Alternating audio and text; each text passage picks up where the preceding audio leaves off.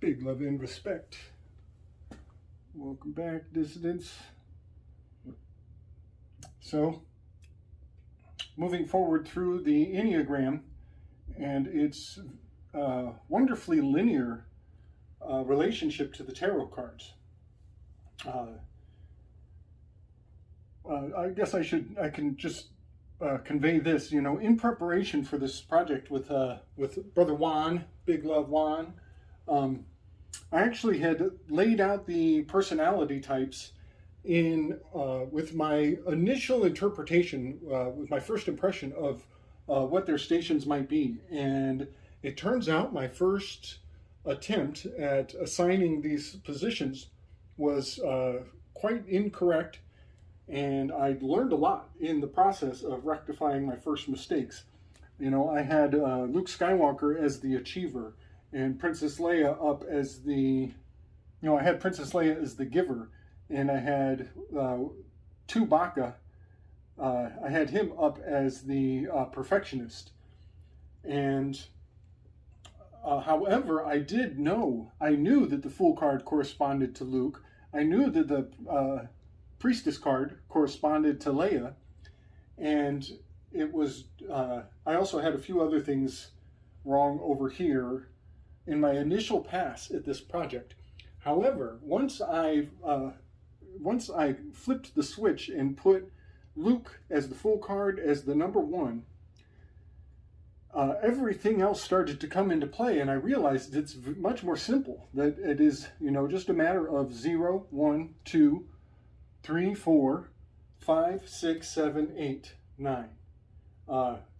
Quite revealing to see that I was overcomplicating things, and that the deck wants to fit into the order.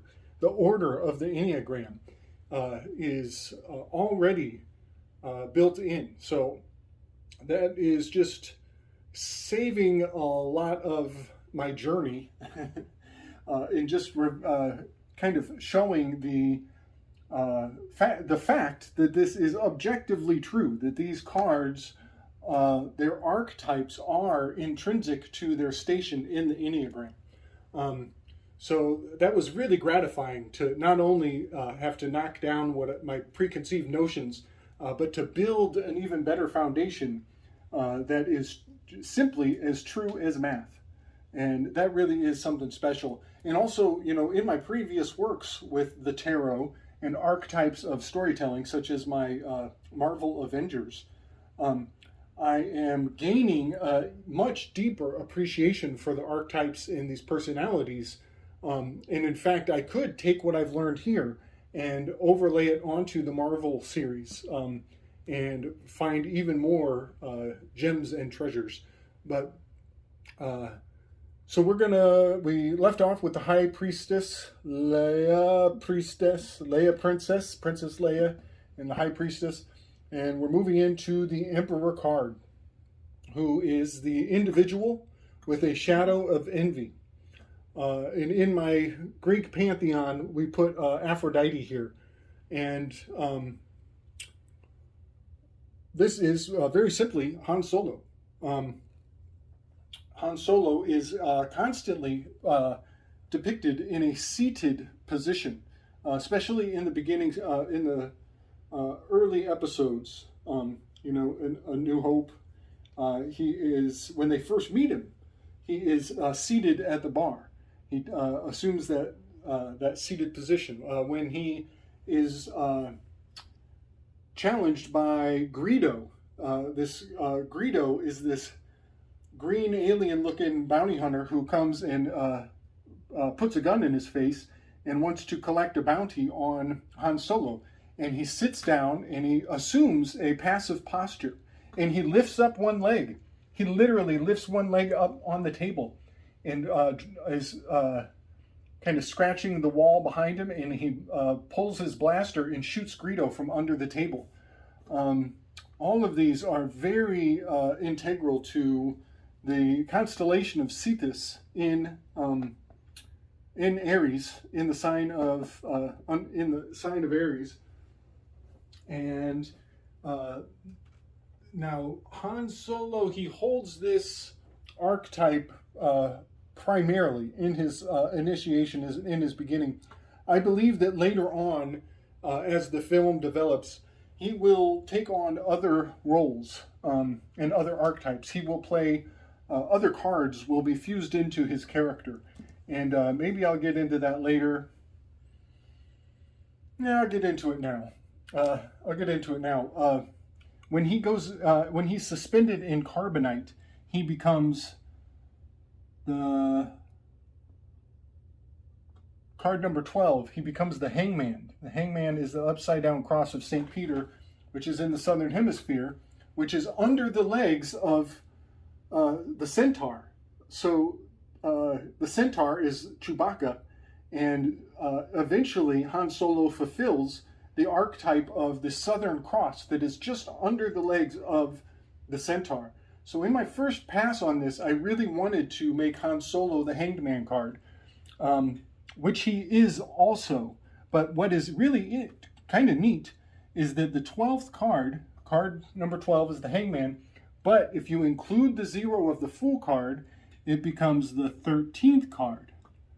And when you add the 1 to the 3, it becomes the 4 again. So card number 4, station number 4 of the Emperor, is both 4, and you could say the same thing. You could say if you include the 0, it is also the 5th card, which is very interesting musically, because we did a breakdown on the musical relationships of the Fa and the Sol, and he is Han Solo. So he does, the fact that he also has this 5 correspondence. Musically, the 4 to the 5 are interdependent in a very fascinating way. So I just wanted to point out, just on the most basic level, he is Cetus. And he will take on other archetypes as he develops in the storyline. But just to begin with, in the initiation, he is the individual, a number 4 on the Enneagram, number 4 card. Now, we skipped this number 3, this Empress card. And we did that, it gets overlooked in a very complicated way. There's a bit of a mystery playing into the Empress card, but I think I've sussed out some of that mystery. The Empress card, who is the wife, this is Cassiopeia in the constellations. Cetus is the king, Cassiopeia is his queen. They are married. They were plagued by a monster in their kingdom, and they gave up their daughter Andromeda and gave her as a virgin sacrifice to the sea monster, and Pegasus and Perseus have to come and save their daughter. I believe that Cassiopeia is this Empress card. I think also the Empress card is, it has this swan, which is Cygnus, all of which is in the sign of Aquarius, where Pegasus resides. So I'm going to make, we're going to broad brush to some degree the significance of all of these stations, all through this, starting with Aquarius and rising up to Aries. All 3 of these are built into Cetus, Han Solo. I think the Empress is the Millennium Falcon. I think the Empress is, here's Cassiopeia right at the dividing line, but we left the High Priestess is Capricorn. The next progression is into Aquarius. This is the beginning of the Pegasus constellation, which is a very long constellation. It spans almost all the way up to Taurus. So I'm going to give Han Solo his chariot, his vehicle that he rides on, as the shining knight on a white horse. I think that the Empress card is the Millennium Falcon. Also, we have Cygnus. Where is Cygnus? Right here, also in Aquarius. Pegasus, Cygnus are all in Aquarius. Also,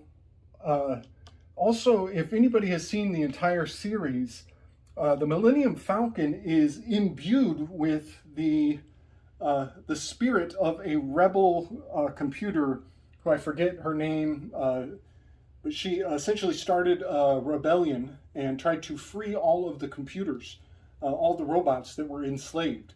and then she gets injured, and Lando Calrissian, his younger version, what's his name, Bambino?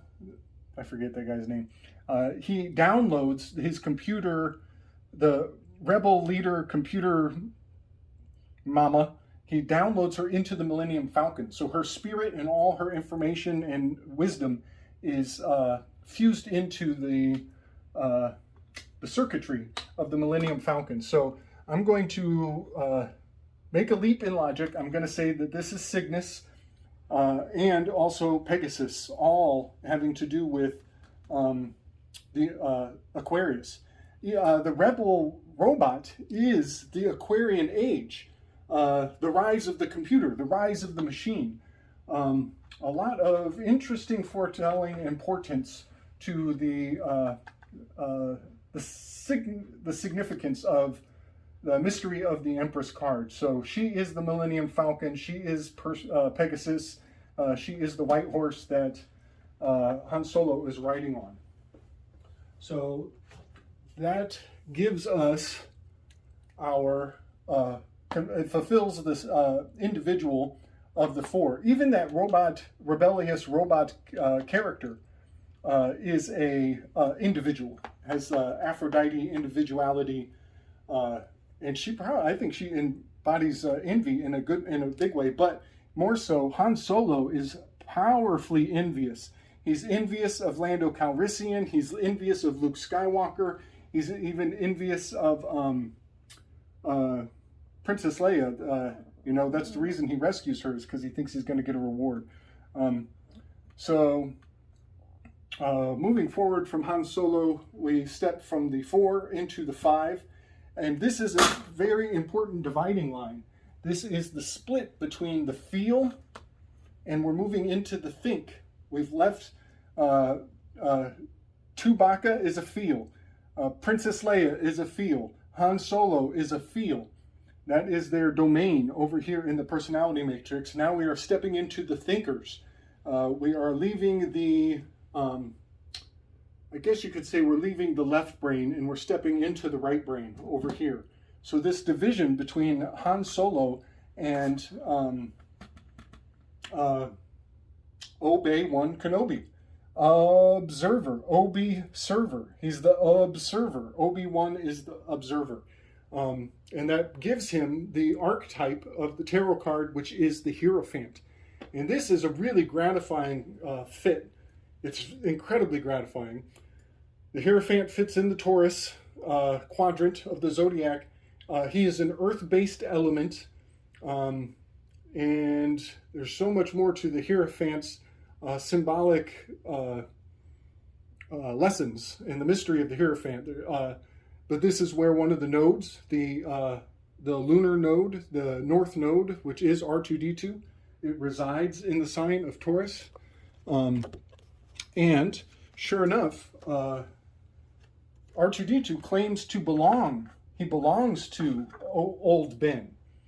And when Old Ben meets R2-D2, it triggers the holographic image of Princess Leia's message that was instilled into R2-D2.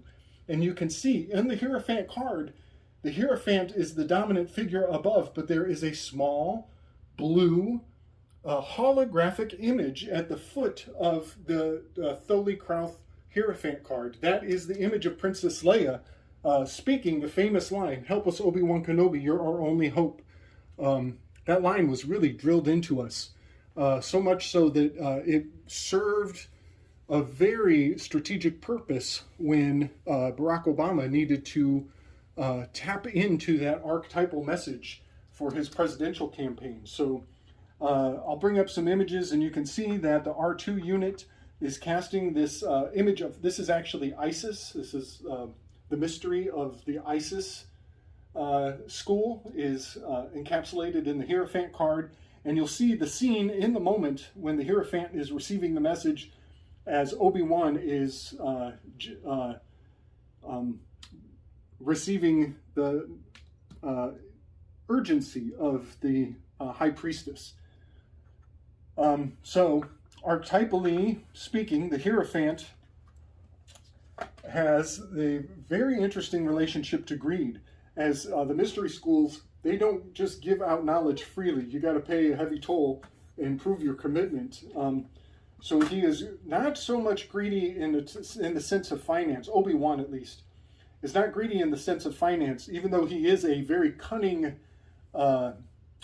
negotiator. Probably the most cunning negotiator of the whole group. But he also is withholding. He's constantly withholding. He withholds the truth from Luke Skywalker. Also, in the scene where Luke Skywalker leaves the spirit of Obi-Wan behind with Yoda so he can go and save his friends, Obi-Wan says, well, that was the last option that we had, because he has a lack mentality. That is a shadow of greed, is holding on to this lack mentality. And it is Yoda that has to set him straight and say, no, there is another. Very, very subtle, these energies, these nuanced energies of the personalities. They're revealed on a very deep level. And so to see how greedy Obi-Wan Kenobi is, it's not obvious on the face of it. It's implied behind the surface level. So yeah, Obi-Wan is the observer. He has a strong relationship with Hermes, who was the stork. When Hermes went to the Egyptian schools, that's Thoth. This is the Thoth deck that we are using. So it is quite appropriate to have Obi-Wan Kenobi in this position of, the Hermetic order and the hermeneutic wisdom. Also, it's not exactly the same symbol. He's got two fingers out, but I find it very interesting that Obi-Wan, when he was doing these are not the droids you're looking for, he was waving the three fingers, I think 4 times, when he was doing the Jedi mind trick on the drones there. He was entrapping them into Lex Mercatoria. If you think about it, the clones are not programmed to do business. They are only programmed to take. They take orders, they take things, they take lives. They are takers. And Obi-Wan offered to negotiate with them if they wanted to do business, but that's not how clones are programmed. So he tried to draw them into a contract, and it made them quite uncomfortable, and he was able to talk his way out of it. That's actually what, somebody who knows their first 5 constitutional rights should be able to talk their way out of a traffic stop pretty soundly if you have strong apprehension for your rights 1 through 5. You can fall back only on those, and as long as you haven't done any damage, you should be good to roll. Move along now. We already covered the Lover's card. This is R2-D2 and C-3PO. Which are the sun and the moon. They are twins of each other. The sun and the moon exactly 99% the exact same size of one another. It's Artemis and Apollo. Artemis being the golden bow, Artemis being the silver bow, Apollo with the golden bow. They are the 2 lunar standstills as well. Moving on to the 6th, this one is really, really gratifying. For my first pass, I had Han Solo as the 6. I wanted him to be Zeus. I wanted him to be the enthusiast. I wanted him to have this relationship to the one that would be him and Chewbacca. In my first pass, I'm confusing everybody. I had to throw that all away, and I had to follow what the archetypes were telling me. And it turns out the Zeus position, this is Lando Calrissian. And there is so much packed into that truth. There is so much packed into that truth. But if you research the nature of the enthusiast who has the shadow of glutton, you will know that Lando Calrissian fits it perfectly to a T. So that gives him, we've moved from number 6, the Lover's card, we've moved to the 7, which is the Chariot card. And this is so next level because Lando Calrissian is the original owner of the Millennium Falcon. He is the original, he held the title, the original title to this grand chariot. He was actually a lover of the robot that is imbued into the Millennium Falcon, like a sex bot, the sex bot and the rise of the machines. It's so profound what is being said in the subtext of the Star Wars series, and it only gets more and more nefarious as they develop the plot further and further along. And I'm telling you, they cast Anakin Skywalker to be a shitty actor such that you would want to spit the thought of him out of your mouth. They wanted to turn your stomach and give people a negative connotation to what happened to the story of Star Wars as it rolled forward. But if you can grin and bear it, the revelation of the method is next level. So, Lando Calrissian is the chariot card. He is also up in the clouds. He's living in the tower. He is the man in the high castle. Where's my tower card? So that whole scene. So we're in episode. Empire Strikes Back. We are in Empire Strikes Back. Lando Calrissian. This is so profound, and the consistency is next level. He is living in the tower. So this is card number 7, and the tower card is 16. 1 plus 6 is a 7. These are correspondent, just like I did with Han Solo as... Oh, geez, where'd it go? The Hangman card. Okay, here we go. Much like I have also interfaced Han Solo with the Hangman card, you can do a very similar thing here with the 16 card. Because it is in the cloud, I think they call it Sky City. It is in Sky City where a great fall happens. Lando Calrissian is the fall guy. He has the cape. He's wearing this long robe. So he is a senator. He has ascended the tower. He is up in the tower. He becomes the fall guy. He takes the fall when he sells Han Solo upstream and he gets cast into the carbonite. Also, R2-D2 is in the sky. No, C-3PO in the Sky City. C-3PO goes through a fall. C-3PO gets zapped by his by some shadowy character. We don't actually see them. He goes into this closet. He sees his own twin coming out of the closet. Funny enough, the twin C-3PO, the silver one who comes out of the closet, which is, of course, I've talked about this, it's a LGBTQ thing. The silver robot that comes out of that closet was actually seated in the opening scene of the entire series when Darth Vader is about to capture the Princess Leia. The very initiation is R2-D2 and C-3PO walking through the hallway. There is a silver robot behind him. The silver robot takes a goes stage left and enters into a closet.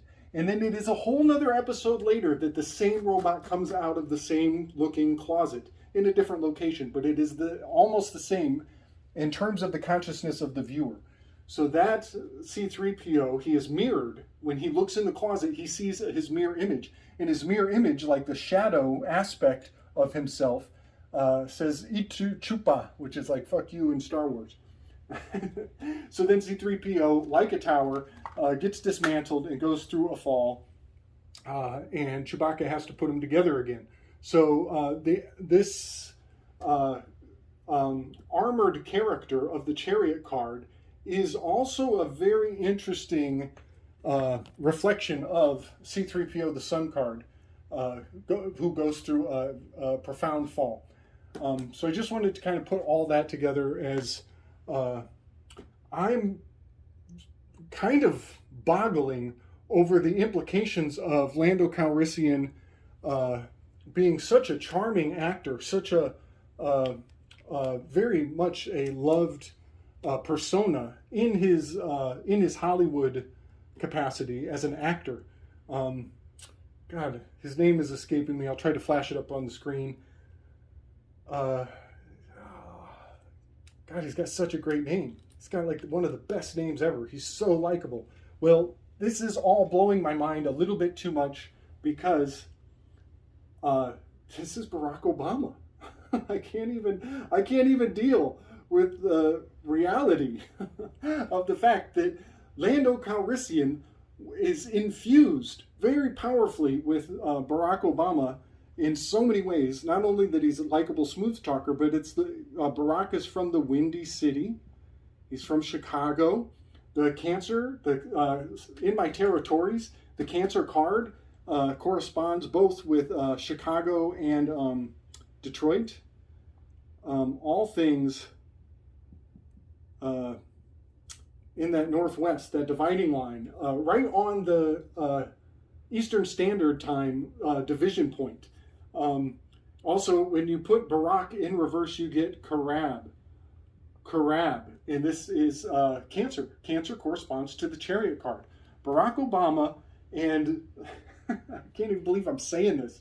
Barack Obama and Lando Calrissian are powerfully correspondent. This is one of the many rewards to seeing this archetypal scaffolding that was put into our mind as children, such that we would be overjoyed to have Lando Calrissian as the President of the United States for 2 terms. And guess what? He fucking sold us out. He fucking sold us out just like Lando Calrissian. And all of the Magi's want to fucking strangle him for it. It's so mind-boggling how perfect it is to have Lando Calrissian as a number 7 enthusiast with Glutton as his shadow. It blows the mind how this scaffolding was laid out so far in advance and how it is fulfilled with Barack Obama's persona. I should be very specific here. This is not who that person is. The actual person is a total construct that was fabricated, I believe, to fulfill the scaffolding that was placed in the minds of children with Lando Calrissian there. Barack Obama is something completely different.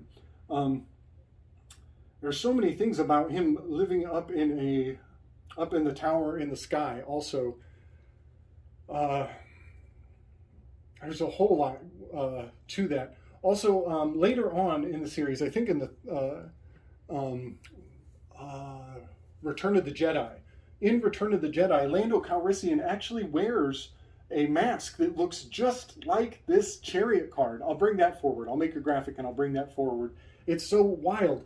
And he's when he's in that mask in the Return of the Jedi, he's surrounded by chimeras, by sorted animals of various shapes and forms. It is all powerfully intrinsic to the Chariot card.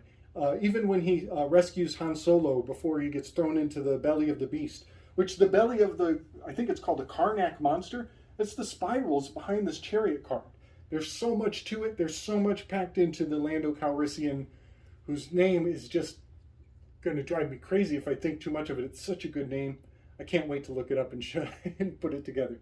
I'm going to cut it there because I'm going to need my wind to finish off these last 2, and then we'll do a rip through and a quick summary on some of the, this is social engineering. All of this is the cog. This is the continuation of government. This is social engineering, and there are so many layers of truth in this cipher that reveal the illusion and the fiction of the mind's dream media and what we are led to believe by harnessing this government. Government. Maybe the other way. Government. All right. Much love and respect to everybody. Wish me luck. I'm trying to rip through this and cut it down, trim the fat, and streamline the message as efficiently as possible. Hit me up with questions, inspirations. Tell me what's going on in your mind. Tell me how wonderfully crazy I am. All right. Strength and wisdom, y'all.